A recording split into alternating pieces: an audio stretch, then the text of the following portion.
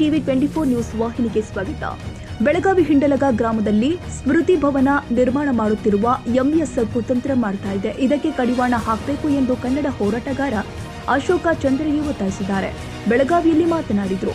ಮುಗ್ಧ ಮರಾಠಿಗರನ್ನ ಹಾಗೂ ಕನ್ನಡಿಗರನ್ನ ಪ್ರಚೋದನೆ ಮಾಡಲು ನಿರ್ಮಾಣ ಮಾಡುತ್ತಿರುವ ಸ್ಮೃತಿ ಭವನಕ್ಕೆ ಜಿಲ್ಲಾಡಳಿತ ಅನುಮತಿ ಕೊಡಬಾರದು ಅಂತ ಆಗ್ರಹ ಮಾಡಿದ್ದಾರೆ.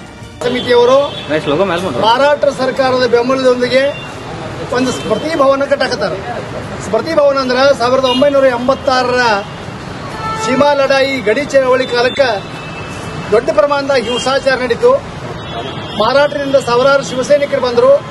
ಬೆಳಗಾವಿ ತುಂಬ ಕನ್ನಡ ಶಾಲೆ ಪತ್ರಿಕಾಲಯದಲ್ಲಿ ಬೆಂಕಿ ಹಚ್ಚಿದ್ರು. ಪೊಲೀಸರು ಸುಡು ಪ್ರಯತ್ನ ಮಾಡಿದರು. ಬೆಳಗಾವಿಗೆ ನೀರು ಪೂರೈಸುವಂತ ಕೊಳವೆಗಳನ್ನು ಒಡೆದ್ರು. ಅದರ ವಿಷಪ್ರಾಶನ ಮಾಡುವಂತ ಕೆಲಸಗಳಿಗೆ ಕೈ ಹಾಕಿದ್ರು. ಈ ಸಂದರ್ಭದಲ್ಲಿ ಹಿಂಡಲಗ ಪಂಪಿಂಗ್ ಸ್ಟೇಷನ್ ಬೆಂಕಿ ಹಚ್ಚಿ ಸುಟ್ಟರು. ಸುಡು ಕಾಲಕ್ಕನ ಅಂದಿನ ಎಸ್ಪಿ ಆಗಿದ್ದಂತ ಕೆ ನಾರಾಯಣ ಸಾಹೇಬರು ಆ ಗೋಳಿಬಾರಕ್ಕೆ ಆದೇಶ ಮಾಡಿದಾಗ 9 ಮಂದಿ ಸತ್ರು.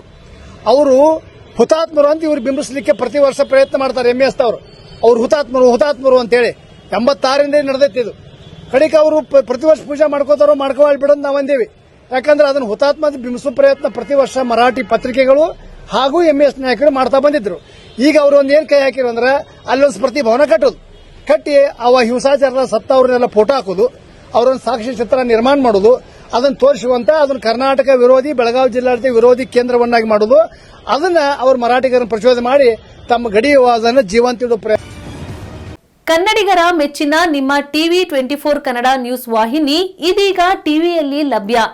ಕರ್ನಾಟಕ ಮತ್ತು ದೇಶ ವಿದೇಶದ 360 ಡಿಗ್ರಿ ಸುದ್ದಿ ಹಾಗೂ ಉತ್ತರ ಕರ್ನಾಟಕ ಬೆಳಗಾವಿ, ಬಾಗಲಕೋಟೆ, ಧಾರವಾಡ, ಹಾವೇರಿ, ಗದಗ, ಬಿಜಾಪುರ ಜಿಲ್ಲೆಯ ಕ್ಷಣ ಕ್ಷಣದ ವಿವರವನ್ನ ಪಡೆಯುವುದಕ್ಕೆ ಟಿವಿ 24 ಕನ್ನಡ ನ್ಯೂಸ್ ವಾಹಿನಿಯನ್ನ ಲೈಕ್ ಮಾಡಿ, ವಿಡಿಯೋಗಳನ್ನ ಶೇರ್ ಮಾಡಿ, ಕಮೆಂಟ್ ಮಾಡುವ ಮೂಲಕ ನಮ್ಮ ವಾಹಿನಿಗೆ ಸಹಕಾರ ನೀಡಿ ಮತ್ತು ಚಾನೆಲ್ ಅನ್ನ ಸಬ್ಸ್ಕ್ರೈಬ್ ಮಾಡಿ. Thank you.